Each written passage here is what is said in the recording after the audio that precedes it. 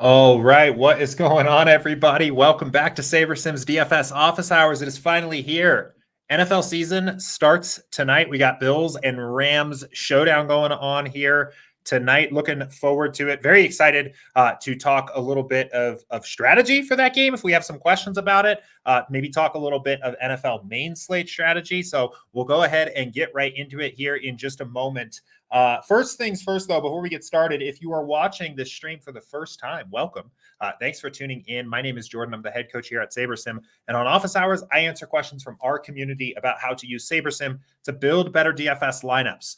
So if you have questions for me and you're watching here live, you can post them into the YouTube chat. You can also post them into our new Discord, which more on that in just a moment. We are moving away from Slack and onto Discord. And if you catch the recording of this stream instead, or the podcast version of the show, and you have a question you'd like to ask me, you can ask via email, support@sabersim.com. Before we dive too far into questions here today, I do have a couple announcements and just things that I want to point out, bring to everybody's attention. First of all, NFL-focused content. We're starting to fill this out here on the YouTube channel. A couple good videos here, front and center, right up at the top of the YouTube channel. First of all, yesterday's stream, we spent like 45 minutes diving into showdown strategy. I'm sure there'll be more questions here today, but definitely check that out.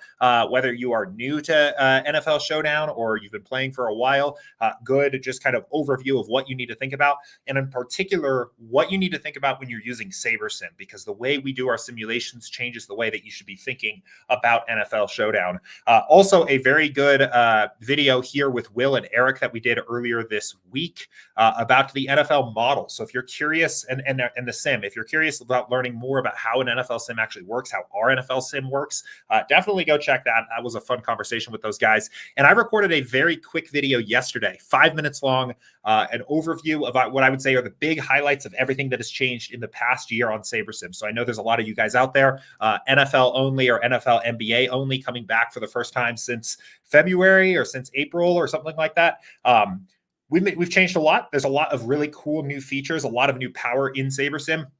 This 5-minute video, well, I guess I keep saying 5 minutes, almost 6-minute video, is a quick summary of everything that I think is like the most important parts of that. So definitely go check that out. Another announcement, we are bringing back the weekly max challenge this year. People loved this last year. If you don't know what this is, we're literally just giving away free stuff for playing the contests and playing NFL DFS like you would have anyway. There's all kinds of stuff in here. There's a lot of value overall. Free SaberSim swag, Yeti gear. There's a $400 value Yeti cooler here that you get for free as long as you participate in this all 18 weeks. So this is an awesome thing to get joined up into. I will post a link to this landing page if you are not already in it. Let's do Discord, and we'll do the YouTube chat just to make sure that you can get joined up here. It is super easy to participate in this too. All you need to do is use the SaberSim logo as your DraftKings avatar. It takes 2 seconds. All you need to do is sign up for the contest with this Google form. It takes maybe 1 minute. And then play the NFL Sunday main slate, max out the mini max. Takes just a couple seconds to enter that contest. And we all know we're all playing NFL DFS on Sunday anyway. So then you'll get an opportunity. If you finish first out of this contest, you get some gear. If you win it, we'll send you an awesome championship belt. Again, you get guaranteed prizes just for participating in this every single week. Even if you just enter dud lineups every week, which hopefully you don't, you still get the chance to win some awesome merch. So definitely join the weekly max challenge if you haven't already. So last announcement here before we get started and jump into questions is, I mentioned it at the start, Discord. We are moving our chat community over to Discord over, I would say, the next week or so. That rollout basically started yesterday. So if you're already in Slack, there's a link to join in the general channel in Slack. Our community gets bigger and bigger literally every day. If you have been with SaberSim for the past few years, the size of our Slack community has basically quadrupled or more. It might even be like 8x growth in the Slack community. And we think Discord is just a better platform for what we're trying to do with the chat community going forward. So we're moving everybody over there. We're saying goodbye to Slack. So definitely get over to Discord. Again, we'll slowly be, well, I don't even want to say too slowly, but we'll be kind of doing that transition here over the next week. Already today here, I did my stream announcements in Discord instead of Slack. That will be the same going forward, and we'll slowly be saying goodbye to Slack. So on that note today, I am going to prioritize two things really for answering questions. So the first is I'm going to focus on questions asked in Discord first. I'm also going to focus on questions asked about NFL first, because I know there will probably be a lot of questions on the NFL side of things as we head into week one. So we're going to focus on Discord questions first. We're going to focus on NFL questions first. So if you have questions for me, try to ask them in Discord if you're already in there, and let's try to focus on NFL, at least for the start of the show here, so people can get their questions answered, and we'll go from there. So let's do it. Okay. First things first, I think this is actually a really good way to get started. This is from Cusp Love here about late swap. So actually NFL main slate kind of stuff here. Question says, Jordan, I'm wondering if you could do a simulation for this Sunday main of how you'd handle any late swap before the afternoon wave starts. Do you automatically do it or just based on injury news? I'd like to have some practice before Sunday rolls around. Thanks. Yeah, so this is a good one. Let's do a practice here. So NFL late swap is probably, I would say, in terms of impact, right, of the overall impact that it has on the sport, it is probably less impactful on a slate to slate basis than NBA, which is late swap is crucial. I think it's like maybe the number one edge in NBA, and it's basically a must have every night. But it's more impactful than MLB, where I would say you're mostly just looking to make sure that you're like nobody's getting scratched, getting them out of your lineups while maintaining correlation where possible. Like that's basically MLB. It's kind of in between those two. And it's on a spectrum from there. There are NFL late swaps that I think are a little bit closer to MLB, where it's like, kind of a no-name guy, not a very important guy. Just want to make sure I don't have him in my lineups, to a starting running back on a good team in a great situation is now out. And now we have this elite value opened up.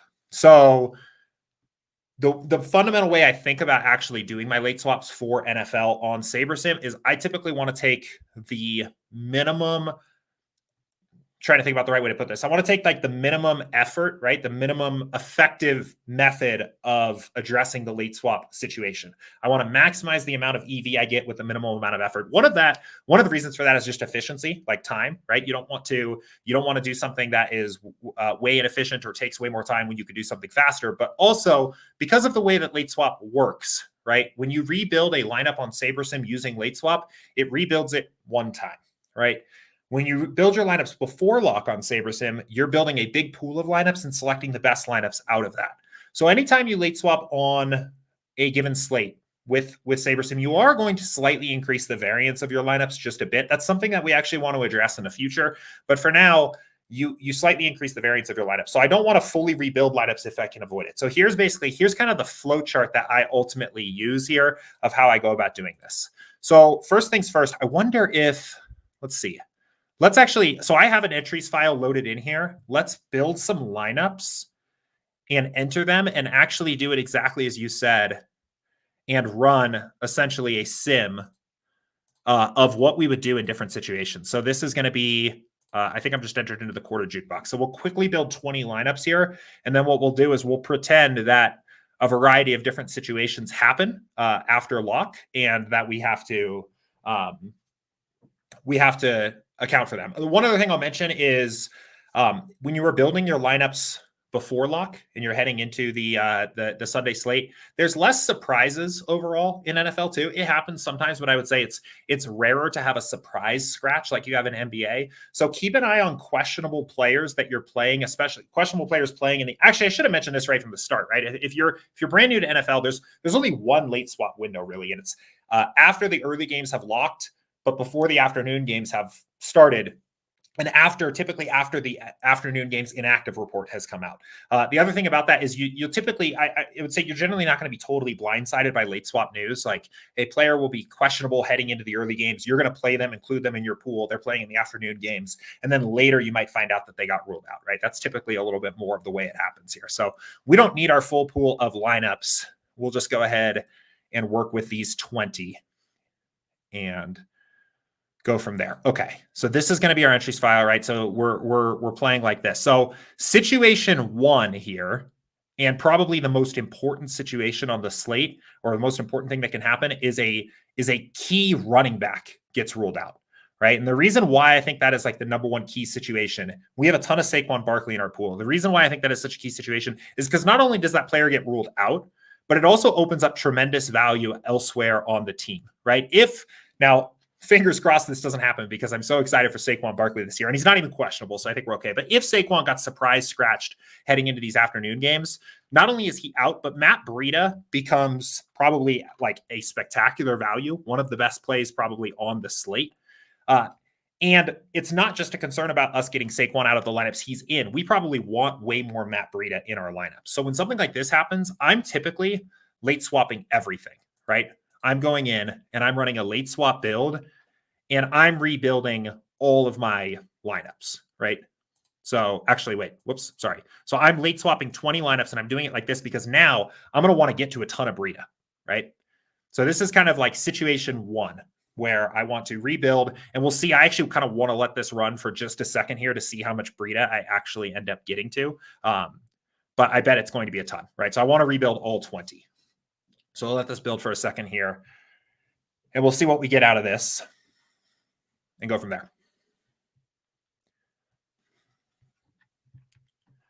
And I wonder... Okay, so actually we ended up getting to some Breida, less than I actually personally would have expected. I guess I didn't really pump up his projection that much. 12 points like isn't super great, and he's actually also not super cheap, and it's a week where everybody's cheap. So whatever. The point being, though, we wanted to get to some Breida, so now we late swapped and rebuilt and got to Breida. Situations where like a star wide receiver or even like a quarterback has gotten ruled out, typically very much dramatically affects that particular game, but it's not exactly the same situation where you have this brand new elite value on the team. Even in the case where it's like a stud wide receiver, that will often improve the projections of the other pass catchers on the team, but that also has a like downward effect on the overall value of the team, where like the team's team total will also come down. And I found that often kind of balances things out. So if we have a situation instead where it's like a starting wide receiver that gets ruled out or something like that, instead, what I typically want to do is late swap, but only late swap out lineups containing out players.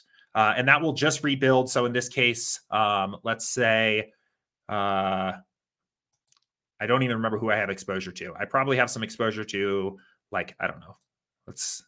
Rondale Moore would be a good example, right? If Rondale Moore gets ruled out, right? I don't want to necessarily rebuild every single lineup to account for that news. I think Marquise Brown probably gets a little boost. Zach Ertz probably gets a little boost, assuming he's playing. These guys get like slight boosts, but it doesn't completely change the context of that game. And I'm just going to instead late swap, but I'm going to late swap only my Rondale Moore lineups. So I'll do it this way instead, where late swap 6 lineups down here. Then finally, the last situation is, I would say, when it's like basically anything else, right? There's always going to be an inactives report before the afternoon games. Sometimes it's just not a very impactful player that gets ruled out. For all other situations, I would just use the quick swap and just make sure that I don't have any players that are out in my lineups, and generally probably just swap to the best available team, right? If you had, let's say you're playing 150 and you're playing in the Millie Maker, so you're playing like some pretty diverse lineups, and let's say you hypothetically have, I don't even know, one Joshua Palmer lineup where you've paired him with Herbert to take advantage of this game, and it ends up that Palmer doesn't play or something like that. At that point, I would probably just quick swap to the next best available player and get the best overall projected player I can get in there. If you are unsure, if I have left you confused and you're like, geez, I don't know how to assess whether a player is an impactful player in my lineups, I just want to make sure I'm not playing zeros, I would say you are better off just running the late swap, right? Like just late swap every single time before the afternoon games, and you're going to be fine. Your lineups will work out well anyway. If you follow the NFL, have a little bit of a better sense of the impact these players have on a given team or your lineups overall, that's when I think you can break out the flow chart there and get a little bit more granular.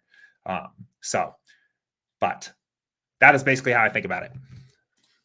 And I think that was kind of a good informal walkthrough of that. My plan is to basically record a video explaining that exact flowchart again, but with that was why that build took a long time. I have a bunch of minimum exposure set here from something else I was doing. I want to put out a video basically explaining that and probably have maybe like a flow chart up on the screen that can explain it a little bit more. So maybe we'll do that in the future. But okie dokie, let's keep it going. Tim has a question here. And said, hey, Jordan, posted in Slack first. NFL full roster slate. So main slates, do you still use research builds? If so, are the settings for NFL 0010? Yeah, I think research builds work pretty good in NFL. So what this build would look like is you would go like this, right? And you would build 1,500 of these. And I typically recommend turning salary to 0 and leaving max salary where it is. The goal of this build, for people that don't know what this is not what you would actually build for your lineups, right? I'm not saying this is your final lineups. This is for research. What you'll basically do is you'll say, hey, SaberSim, simulate out how the slate could play out 1,500 times, and then give me the optimal lineup for each of those 1,500 sims. And because in NFL contests are so big, right? You typically are going to need a very high percentile score to win a contest. I think the research build actually works pretty good. So I would recommend using it if you're interested in maybe trying to figure out how to get a little bit of an ownership edge. That's typically what I use it for. The main things I like to do is see who the chalk is going to be and how often that player is showing up in the optimal lineup. In NFL, I would say most frequently, the bad chalk, if I had to summarize it, is the very cheap value chalk. A guy like, and I don't know how we have his ownership projected right now. Let's see. So we're not very high on the ownership right now. I do think Wan'Dale Robinson on the Giants is likelier to be quite a bit chalkier than this. He is the stone minimum. It seems like he is locked into the wide receiver role for the Giants. And it seems like a play that people are going to get to quite a bit. I would at least expect him to get up to maybe closer to like 10% ownership. I think he could be a little bit chalkier there, especially also on a slate where Jonathan Taylor and Christian McCaffrey and Travis Kelce are going to be so popular and expensive. I think cheap wide receiver is where people are going to go. So a lot of times what I'm trying to say here is that value chalk is the chalk that I am most cautious of when it comes to NFL. I think it kind of depends. Actually, let me qualify that. Value chalk for a player that can't get the ball to themselves is what I'm careful of. So cheap, chalky tight ends and wide receivers often are a little bit of a red flag for me. Cheap, chalky running backs often I think can actually be pretty good plays. And occasionally the cheap, chalky quarterback sometimes works out as well, because those players are not as much reliant on somebody else to get them the ball. But anyway, cheap, chalky wide receivers I'm a little bit cautious of. So I see a bunch more people have joined into the stream here now. Welcome, everybody. Thank you for tuning in. I will get to questions in YouTube chat and Slack here shortly. We are prioritizing first today the questions that have been posted in our new Discord channel. So if you're not already in Discord, definitely get joined up there. A question from Zen Tiger here. Everybody's names are changed. I don't recognize any of these names now that we're over in Discord. It says, a follow-up to my advanced stacking question from yesterday.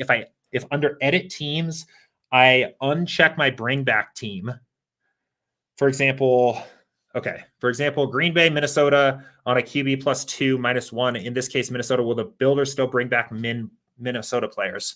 So let's hop over to our team stacks. So I think I'm understanding this correctly, that you are, let's see.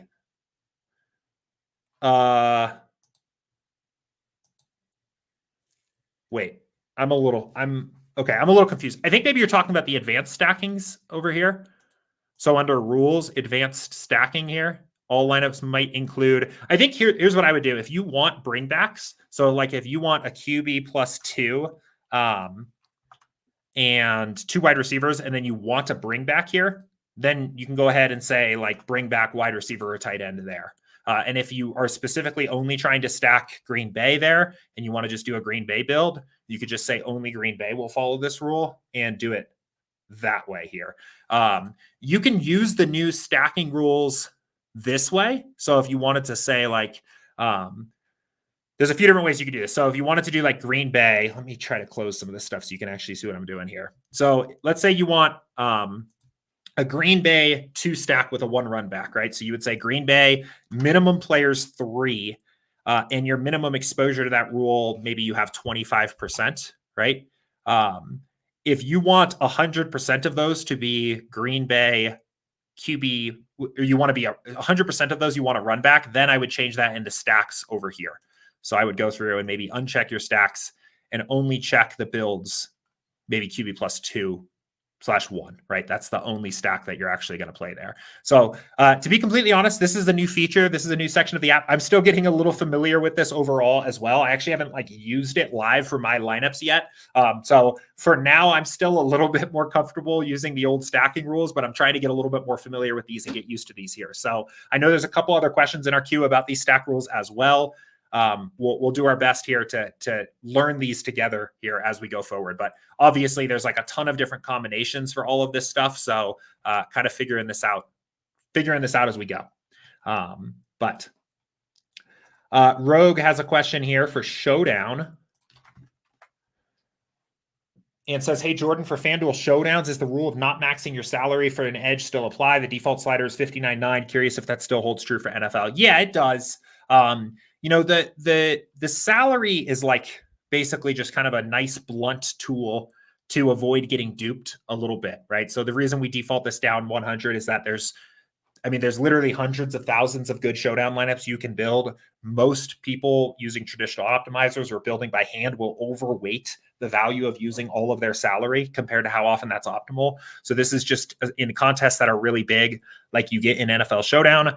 It gives you a little bit of a blunt way of just cutting out lineups that might be more duplicated. The reason it's here as the default setting is we want people to kind of think about duplication. And we think if you're otherwise not thinking about getting duped at all, that's at least a step in the right direction. I think you could also go ahead, if you wanted to, increase this up and then use other tools at your disposal to avoid duplication later in the process. That's actually typically what I do a little bit more. I am fine playing a maximum salary build if there's something about that lineup that I think makes it really unlikely for somebody to play it, right? Sometimes, you might find a max salary build that has a quarterback and the captain and the opposing defense elsewhere in the lineup. I think that lineup, even though it's max salary, is very unlikely to be played, or features multiple running backs from the same team, or different things like that. But I do think as a nice blunt force tool to avoid duplication, lowering your max salary is a good place to start. So,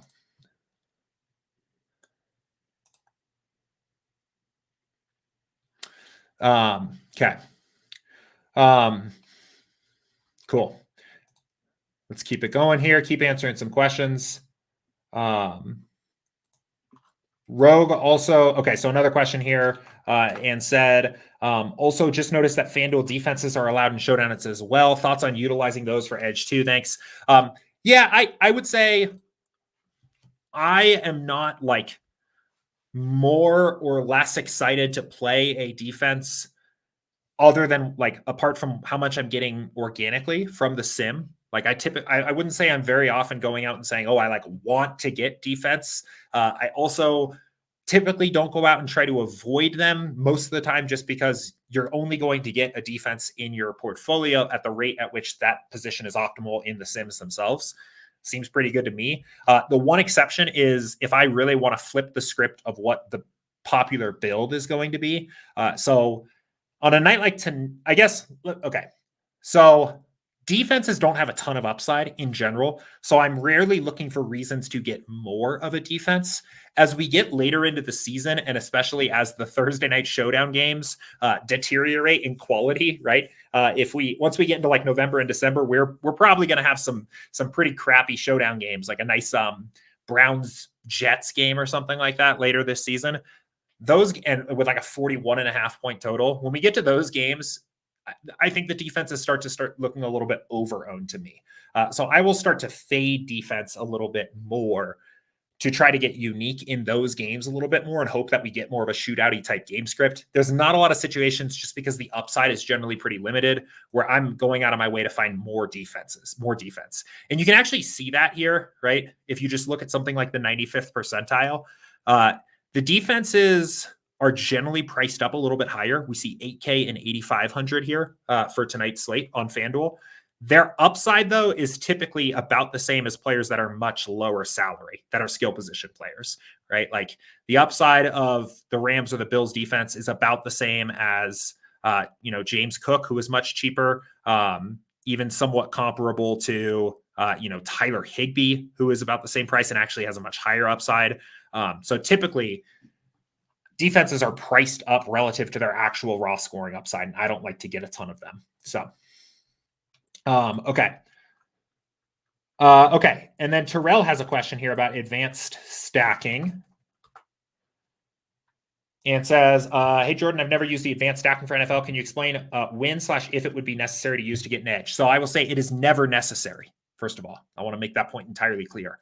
The reason why is because SaberSim understands correlation right out of the gate, right? It's not just a simple kind of dumb optimizer, to be completely honest. Since we have these game sims of each game on the slate, we know exactly how correlated players are to one another, right? We're not just saying Mahomes is projected for 22.89 points and Travis Kelce is projected for 18 points, and you have to decide if you want to use them together. No, we get that those players are correlated. So when you build your lineups without any stack rules at all on SaberSim, you will get correlations automatically. Now, if you are opinionated about what types of lineup constructions you expect to see in your lineups, that is when you should use the advanced stacking rule. So if you say, hey, Jordan, I want only QB +2 with one run back in every single one of my lineups, SaberSim will build you correlated lineups in every lineup, but you're not going to get a QB +2 with one run back 100% of the time. If you want that, that is when you should set a stacking rule. So you could go in here and say something like QB +2 wide receivers or tight ends, and you get a wide receiver or tight end on the opposing side. You can also use this for things like secondary stacks. So I know sometimes people like to make sure that their running back is correlated with their defense. Again, this is something that SaberSim will do automatically for you. But if you want it 100% of the time, you should do it with an advanced stacking rule. Here's what I recommend overall. My personal recommendation, this is what I actually do when it comes time to build my lineups. I find a nice middle ground where I like to set a guideline for SaberSim to follow, but I don't set a very rigid stack. So what I typically end up doing most slates is I will say, I want a QB and between 1 to 3 pass catchers on that team in every lineup. Oops, not 13 pass catchers. That's probably a little bit too many. I don't think that's going to be optimal. 1 to 3 pass catchers. And I don't set a run back rule.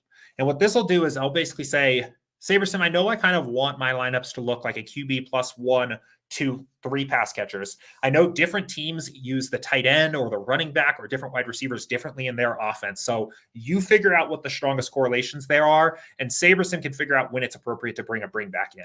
And I will run a build like this, and I'll still leave correlation where it is because I still want to value that correlation data. And I feel like that's the best advice I can give is I do have some opinions about stacks, right? I do at least want a QB +1, and I don't ever want to play a QB +4, but I'm not being super rigid here with the way that I'm approaching this in my builds. And that's what I'd recommend. So, cool. Okay. I see Rough 'em Up has a question here as well about stack exposure. It looks like this is about baseball, so we will come back to that. I want to make sure I get to every football question here before we do baseball questions, just because I think people are focused here on the football today. This question is from Phantom, and it says, does advanced stacking work for FanDuel single games on NFL? Try doing a QB +1 to 2 for the Rams, and it gave me an error. It might not. That's a good question here. Okay. Let's try. It might not work, but I will give you a better way of doing it anyway. So let's see. Advanced. Okay, so I actually know. I'm almost positive it's not going to work because these positions don't. Yeah. So this is something we need to fix. Those positions don't really apply because technically the positions here are MVP and any flex, not QB, running back, wide receiver, etc. Here's what I would do instead. Build your lineups. Whoops, let's get rid of that. We'll do it quickly here. Whoops. I would use exposures and filters a little bit more to get this done. So if you want, it sounds like you always want a QB +1 to 2. Okay, so we'll talk about how to do this here.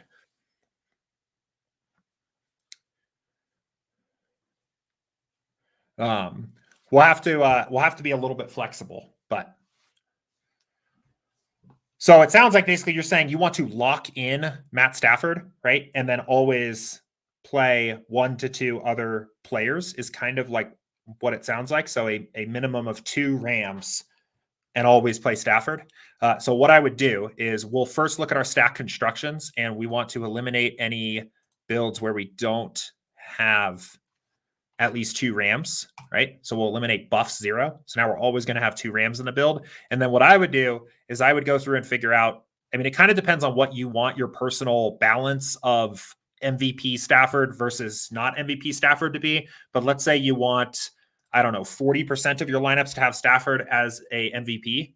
You could set a minimum exposure there and then just make sure the other 60% of your lineups have Stafford as a flex, right? And now that's going to essentially accomplish that. We have 100% Stafford, and he's always paired with at least 1 pass catcher, right?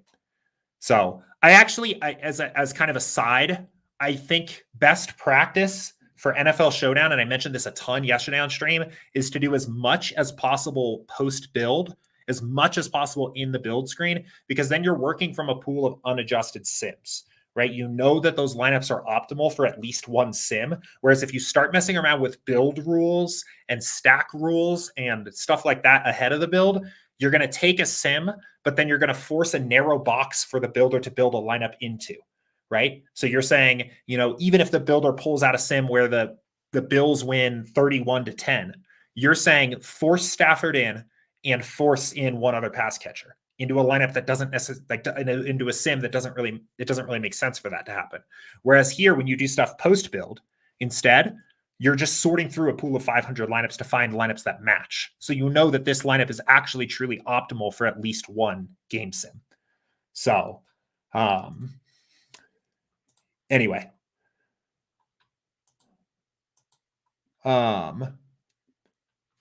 Okay. Mark here has a question. I have too much going on here now. I got Slack and I got Discord pulled up. Losing track of things. Mark says, how would you compare the strength of the NFL Sims versus the MLB Sims? MLB was SaberSim's first or strongest sport. Is that right? Definitely first. Maybe strongest for a while. I think we have a stellar NFL model. Seriously, I think it is a top of the line NFL model. And the most important thing to remember here too is like, a lot of times people talk about that and you'll hear other sites be like, oh, our projections are super accurate, right? Like we got the best NFL projections. And that really doesn't matter, right? Because what they don't have is a play-by-play accurate model, game sim of the way football actually plays out on the field. And they don't have correlation data, and they don't have a lineup builder that can incorporate those things together, right? So like, who cares if your average projections are good? Nobody wants averages anyway, right? Nobody's even, if you play Matt Stafford at MVP tonight, you're not hoping for 17 points, right? Like nobody cares about the average. What you need is really a sim that models the entire range of outcomes of what is possible in a football game. And that's what we have. And if you're interested in learning more about it, I'd go watch this video on our YouTube channel.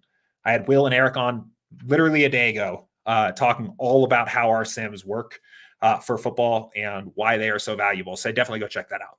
But I think we have a very strong NFL model. All right.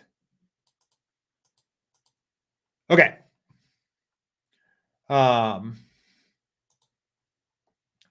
Let's do this here.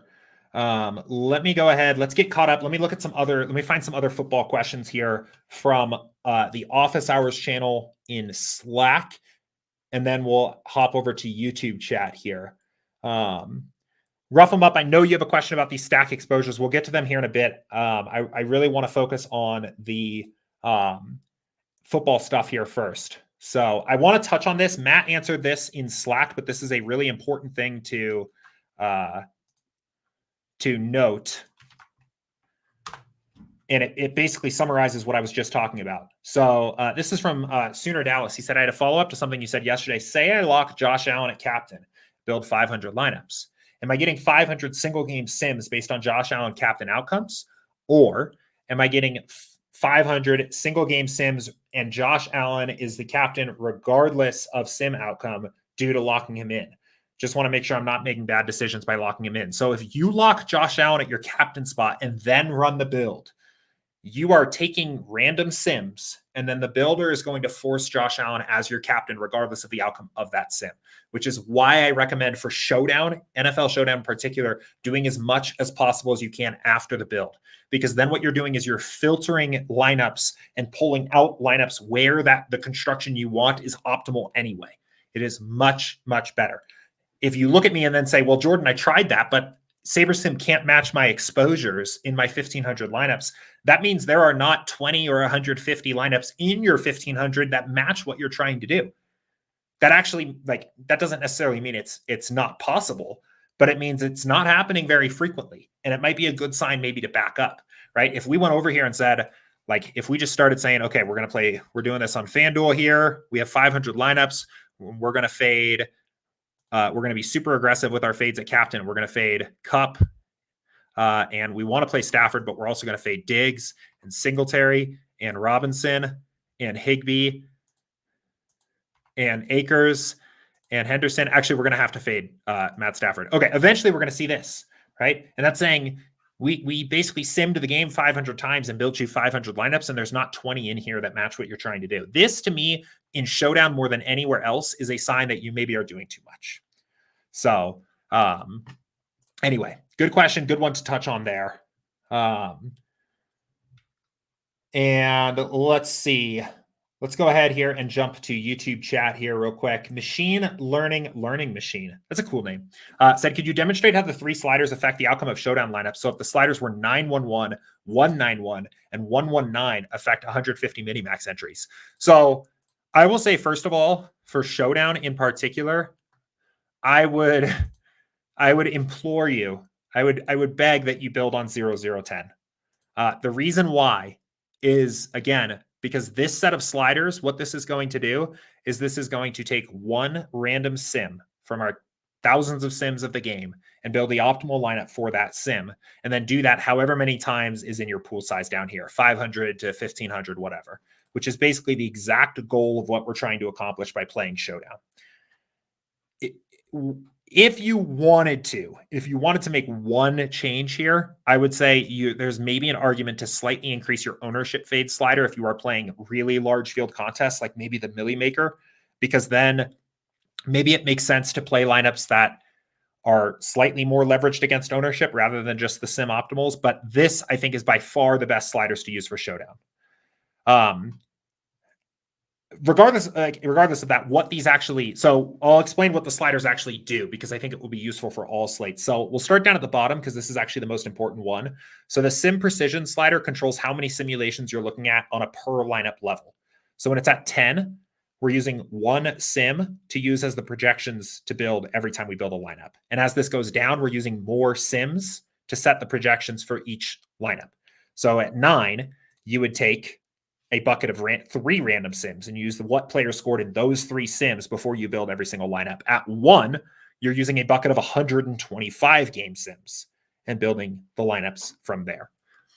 So sim precision happens essentially first, chronologically speaking. The ownership fade ultimately works as basically a multiplier against that sim projection based on how high owned a player is. And this determines how big that multiplier is. So if you crank this up all the way to 9, like you mentioned, we'll take the sim bucket projections, right? We'll take the sims, but then adjust the output of those sims based on how high or low owned that player is. Correlation, essentially, we'll add in the extra correlation, not the extra correlation. Correlation will adjust players' projections that are in the pool based on the players that have already been entered into the lineup. So if you put correlation up to 4 and the first player that gets entered into a lineup is Cooper Kupp at captain, well, now maybe you're a little bit more likely to use Matt Stafford in the flex spot. And if you're sitting there and you're like, well, Jordan, that sounds like a good thing. Why don't I want to do that anyway? Well, the reason why we typically don't do that for Showdown is because that correlation is already captured in the sim, right? In that lineup that you're getting where Cooper Kupp is at the captain spot, it's not just random pure luck that he's there. It's because he was the optimal captain for a single game simulation. And if Cooper Kupp had 200 yards, 12 catches, and 2 touchdowns, Matt Stafford is probably already going to be in the lineup. And if he's not, it's because he wasn't an optimal player for that particular sim. So that's kind of what the sliders do. That's a quick overview. Again, I would say for Showdown in particular, I would very, very highly suggest you build on 0, 0, 10 and build with those sim optimals and only start changing sliders if there's something you don't like about your lineups. If you find that you want extra correlation or you want extra ownership fade, but I think those builds are going to do a very good job from there. So Cody says football is back. I know the Max Challenge is back at it again this year. Is there a reward if you ship the mini max again this year? Cody was one of our shippers last year for the Max Challenge. Yes, indeed there is. Similar to last year, a couple changes. Well, first of all, a free year of SaberSim, which is like over $1,000 of value. Pretty awesome there. The custom championship belt, which I know this is actually on the landing page, Cody, is your belt from last year, which is pretty cool. Nothing wrong with getting another one of those there. And then this year, this is new. We're going to design a new section for the winner's circle, and there will be a dedicated spot on this page for people that win the mini max during the weekly max challenge. So yes, very exciting there. Skull said, hey, Jordan, how can I get no QB stack, no bring back, and no secondary stacks for cash lineups? Can you do a build and show me? Yeah, be careful with that though, right? Like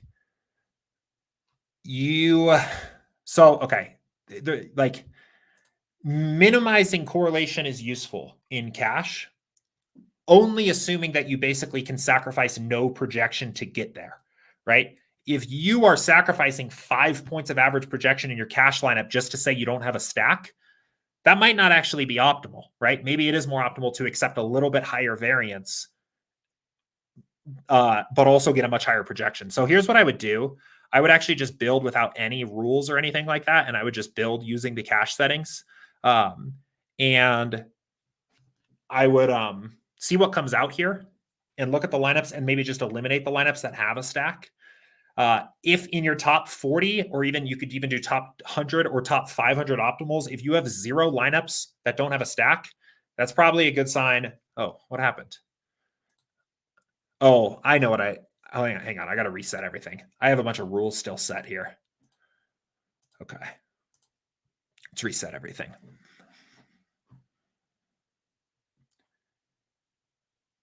Okay.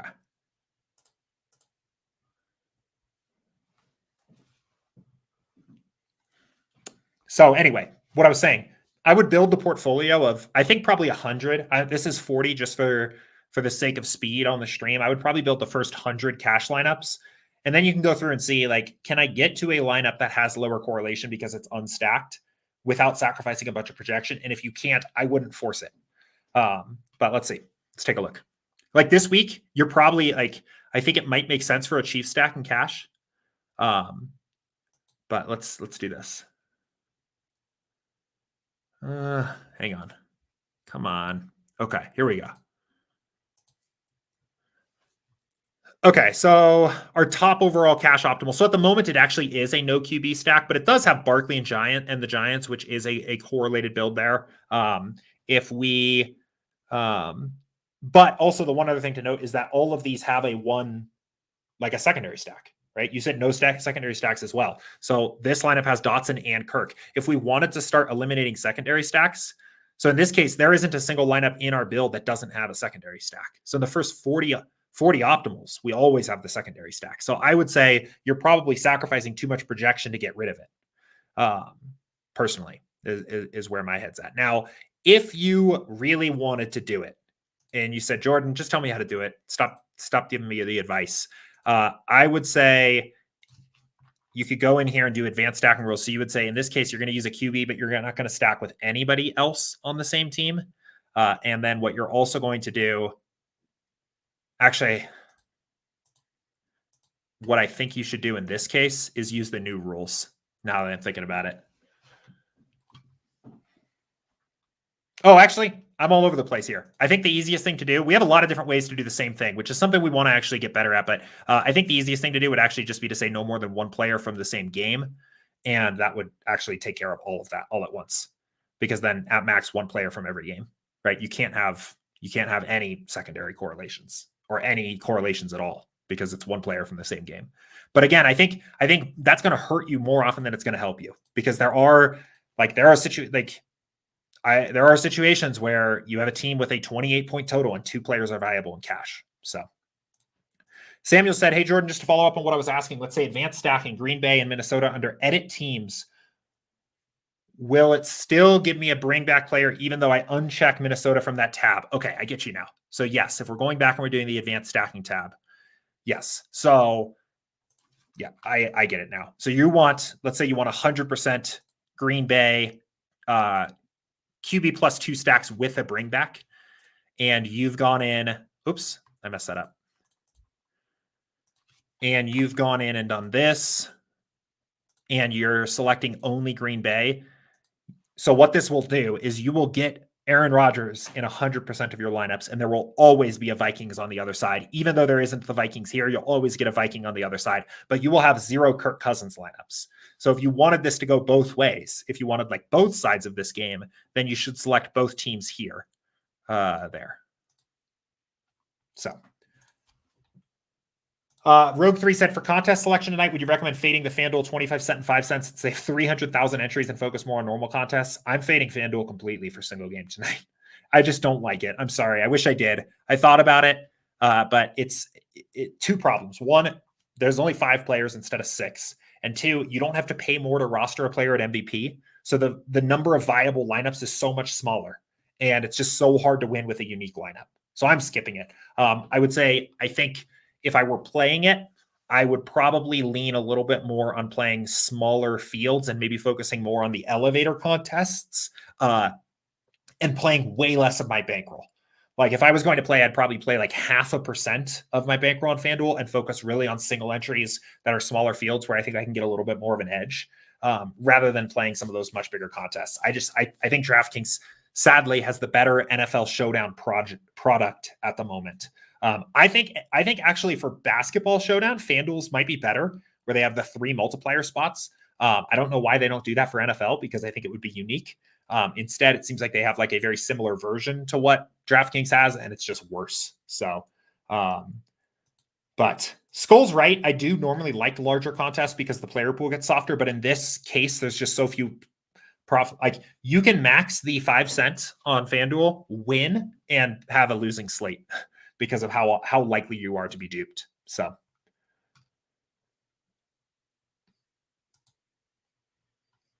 Skull says, does that mean if I change point projections and then hit build, the 1500 lineups won't be optimals from the Sims?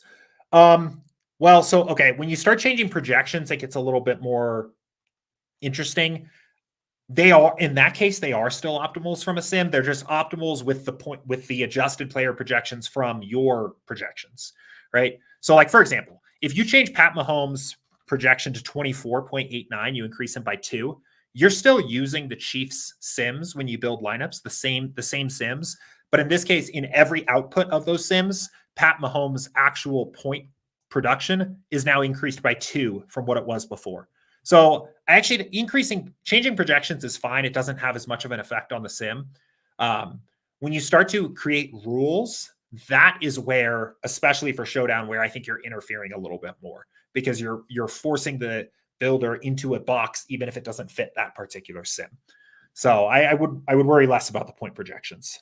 I think that's fine. So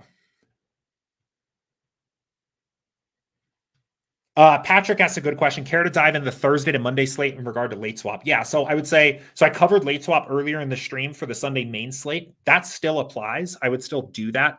But for Thursday to Monday, so, okay, trying to think about this. What I would probably do is I would just run a full late swap build of all of my lineups before Sunday. So I would basically I would still do my same NFL Sunday process, but for my Thursday to Monday slate, instead of building a build, I would just be late swapping a build that was already entered on Thursday. So I was going to say that maybe if you want to get really min-maxy, maybe it makes sense to separate out the lineups that don't have a player already playing on the Thursday game and actually just build those as a new build. But I don't think you get enough benefit out of that for how much time that would actually take. So what I would do is I would enter your lineups on Thursday before lock. I would run a late swap before Sunday at lock. Then I would assess at the afternoon games if you need to swap again, and then assess before the Monday game if you need to swap again. So That is what I would do. Okay, let's hop over here to. I have one question via, or I have a couple questions that came in via email as well. So let me hit those real quick.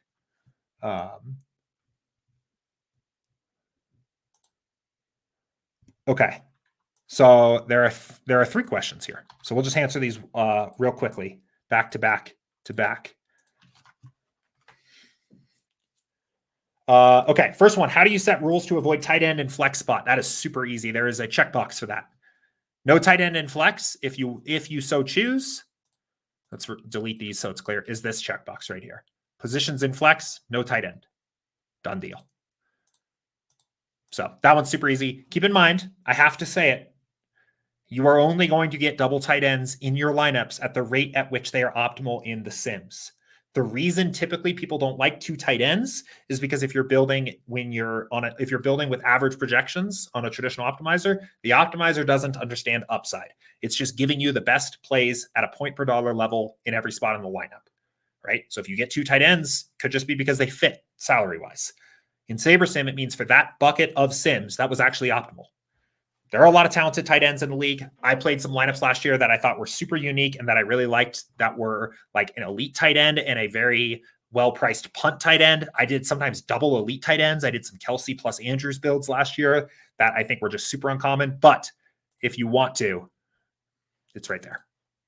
So, and then, okay, question 2. What is the statistically best strategy for QB plus 1 or 2 pass catchers and 1 bringback or opposing team player? Any data from the past? So again, what I do is I let SaberSim handle most of my stack sizing. The correlation data does a really good job of just figuring out what the right size stack is for each team on the slate and how the correlations play together. But I do like to set one general rule here to say a QB plus 1 to 3 pass catchers, is what I typically like to do. But I would actually even go one step further here. And I would say before you even start doing this, like before you're like, oh, Jordan said to do that on stream, so I'm going to do that. I would actually just build one without it, right? So I would start here. Actually, let's just do this real quickly here. This is what I think you should do every single time you sit down to build your lineups with SaberSim, is start with a test build and don't change anything, right? Let me actually do this too. Let's just reset everything. Don't change anything. And if you see something in your exposures or your stack constructions that you don't like or you don't understand, before you just discount it, go look at it and then see if it makes sense. Because there's other things, because we're using the Sims to do this, right? I was talking about this yesterday with our partners over at True DFS, actually. And one of the things I mentioned is that, yeah, like you might get some QB plus 3 builds, which I think sometimes people are like, I don't like QB plus 3. Go look at the teams that you have for a QB plus 3. And what I'm willing to bet is that they're going to be mostly teams that have very good quarterbacks, a lot of good pass catching options, and probably a high total. A team that is most likely to be the team to get there with a QB plus 3. And maybe you see I have a couple QB plus 1s and you're thinking, hey, I don't like QB plus 1, right? Well, go look at the teams that have a QB plus 1. It's probably going to be a cheaper stack, right? Where maybe you're playing a cheaper QB plus the number 1 like alpha wide receiver and getting a lot of extra money to pay elsewhere, or it's a rushing quarterback, right? Maybe it's Lamar Jackson plus Rashad Bateman, and all that stack needs to be successful is for maybe Bateman to catch 2 touchdowns from Lamar and for him to tear it up on the ground, right? Because the Sims are powering everything behind the scenes here. Nothing happens by luck, right? Nothing happens by pure chance when it comes to building your lineups. There's always intention behind it. So if we come over here again, right, and let's look at our QB plus 3. So we actually do have a lot of QB plus 3s, right? Quite a bit. But what are those QB plus 3 constructions, right? Where are those coming from, right? Okay, so in this case, we actually do have a Trevor Lawrence QB plus 3. And maybe that's an opportunity where you say, okay, I don't like that. Now I'm going to go eliminate that in a stack roll. But we have Patrick Mahomes with Sky Moore, Kelsey, and Juju. Makes sense to me. Okay, it seems like maybe we're a little high on the Jaguars just at the moment. That will probably end up coming down a little bit as we get closer to Sunday. But the point I'm trying to make is still there. And maybe what you end up doing then is maybe you say, hey, Jordan, I get what you were saying on the stream, but I'm not bought in there. And you come in here and look and you do this, right? But my point, the broader point I was trying to make is just like, give it a chance, right? Before you go in and set rules every slate. So looks like we're a little high on the Jags. We are still kind of running some final like updates and things like that, especially for Sunday. I would say we're getting pretty dialed in for the main slate outside of for the showdown tonight, but we are still running some final updates for Sunday. We might just be a little high on that game. So, all right. Okay, and then there was another question. Has the data, has this already been covered? Have the sliders been updated for Sunday? Yes, they have. We have re-back tested the sliders here for basically for what we have found in our back testing project.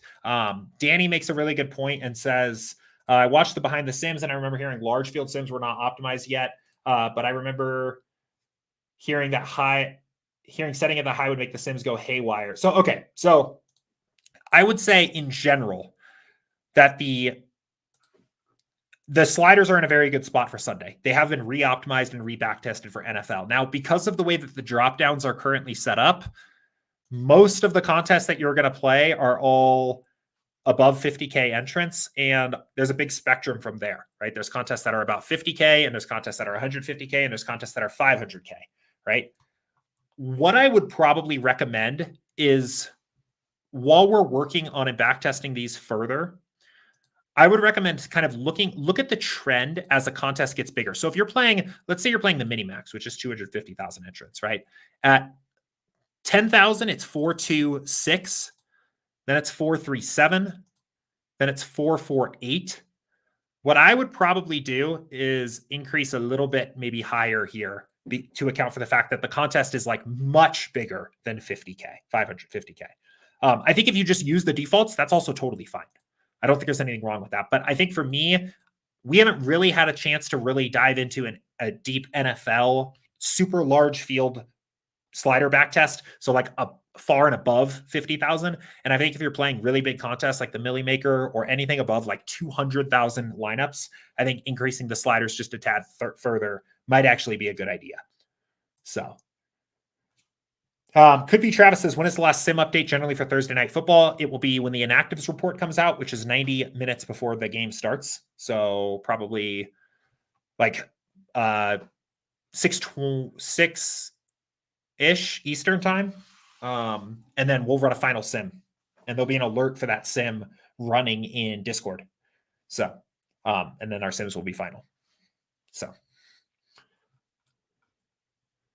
cool. Okay. Let's do this here. I think we are caught up on questions here. There was a question from Nipsey about showing off the new stacking tools, and it's a good time for us to finally get back to rough them up and answer this question. Honestly, guys, I think there's just maybe a little bit of a bug here that we need to fix, but we're going to try to do this here real quickly. And then this will be the last question for the stream here today. So this one says, I'd like for you to show how the new stack exposure works. I tried it tonight. It didn't seem to be working properly. So I limited my 5-man stacks to get 4 teams using the old way, and then went to the new stack teams feature. After hitting the down arrow on those 4 teams, I put 10% max combo for each secondary team. However, after the build, it was all over the place and didn't seem to follow the rules. Okay, so let's talk about how we might go about doing this here as best we can for yesterday's slate. One thing to be aware of is I'm not sure how well the old stack tools are communicating with the new ones. So it might be a little bit better if you the old stack tools are ultimately going away is the short answer. And they will always be these, but for now there's both because we didn't want to mess anybody up right before the start of the season. So I think what I would actually end up doing here is, if you wanted to do this, is, so let's say you're playing 5 stacks only and so here's what I would do. Okay. So we're only going to play 5 stacks. I'm going to try to hypothetically recreate what you're doing. So only playing 5 stacks, right? And so that's step 1. And then we only want 5 stacks of the teams that we've chosen. So let's just pick some high total teams. We'll do Houston, Cleveland, Cardinals, and Padres. So Houston, Cleveland, Cardinals, and Padres, right?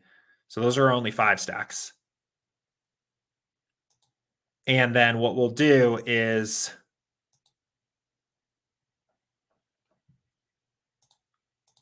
hang on, I'm trying to think about how to piece this together in my head here. Okay, actually, so I'm learning this too, guys, so be patient with me here.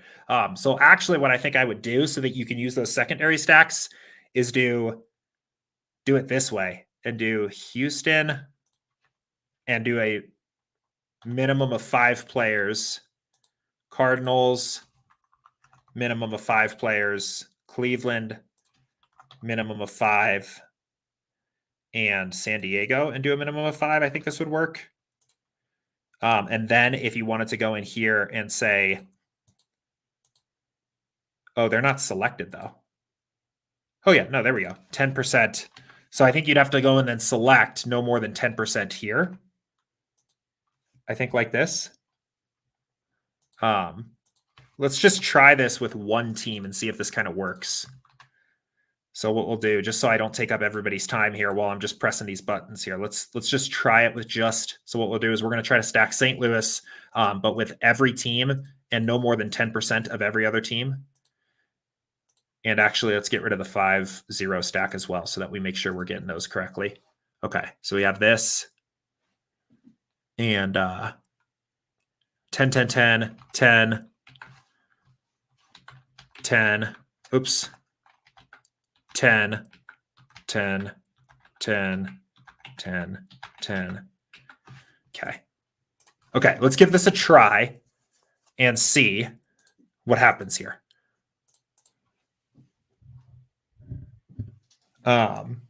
So I think this is the way to do this here. So to be completely honest, it's not going to work, is it? Interesting. I wonder why it didn't work. I might need to mess with this a little bit more. I would say, the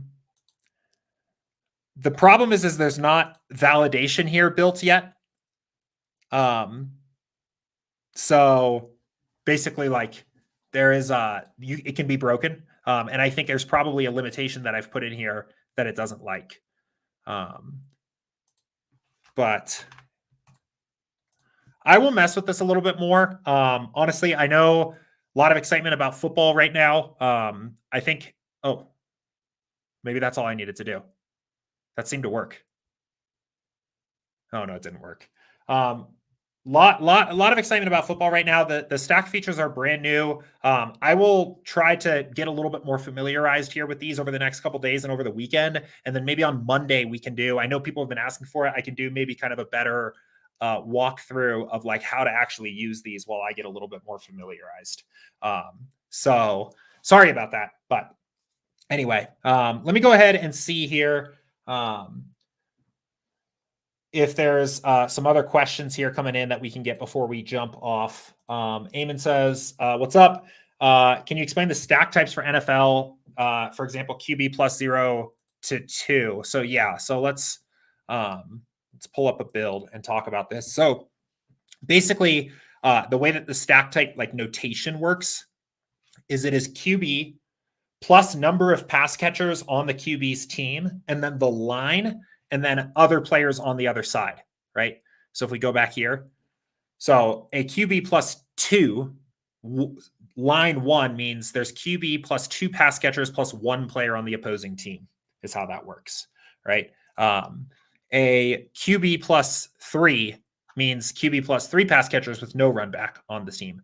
If there's no QB, it means that it's referring to there's not a QB in the stack, right? And to be clear, this is not mutually exclusive. So this does not mean there's no QB stack in the lineup, but this means in the 1-1 stack, there's no QB. So for example, in this build, right, this is a QB plus 1 with 1 run back, right? But it also has the secondary stack of the 1-1 here in the form of Christian Kirk and Jahan Dotson, right? You see that? So it's Jalen Hurts plus AJ Brown with Amon-Ra on the run back, but also Jahan Dotson and Christian Kirk on the other side. So that's kind of the notation there.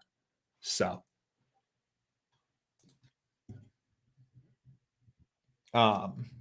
but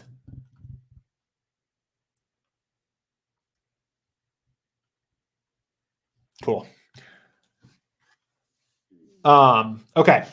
Let's see. Jim says, did you do the NFL profit video like you have for MLB? I haven't done a separate one for it yet. I would say the framework that I laid out in the MLB video still applies for NFL pretty well. So I would just, if you go back through the steps, there's a slide on there that's like the steps to entering. You can follow that and still apply it for NFL, and it'll work pretty well. I do want to get a video out early in the NFL season that is a little bit more NFL specific there. So Rogue says, I may have missed this. Why is the run back important to the opposite team? I feel like that's very game specific and not optimal. I would agree. I think it is very game specific. In a general sense, why does it actually matter? Because the opposing pass catchers generally have a small correlation to the opposing team quarterback, right? Jahan Dotson is slightly correlated to Trevor Lawrence because the situations where Jahan Dotson is hitting his ceiling game is when the Commanders are incentivized to throw a lot, which is also generally when Jacksonville is having success moving the ball and scoring their own, right? Especially, I think you'll see those correlations get a little bit higher in games that just have very high totals, right? Like if we go look at, Juju Smith-Schuster is going to have, actually, so in this case, maybe less so. Let's look at like maybe Rondale Moore is a good example.